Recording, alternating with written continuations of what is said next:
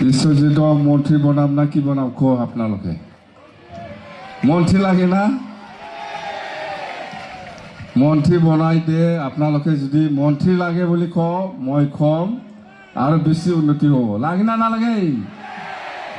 মন্ত্ৰী দিব লাগিব তেতিয়াহ'লে হৈছে কাম কৰা মানুহ কাম কৰিব আগৰ পৰাই চবেই চিনি পায় কাম কৰিব আমি আছোঁ আমি একেলগে কাম কৰি যাম কোনো চিন্তা কৰিব নালাগে ভোট দিব না নাই পদম ফুল কিন্তু দে পদম ফুল দিব না নাই চবে ভোট দিয়ক 9 এপ্ৰিলত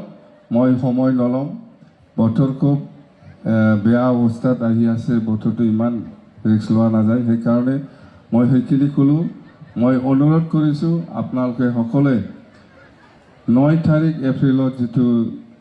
ইলেকশ্যন হ'ব ভোট হ'ব ইয়াত আপোনালোকে সকলোৱে যাতে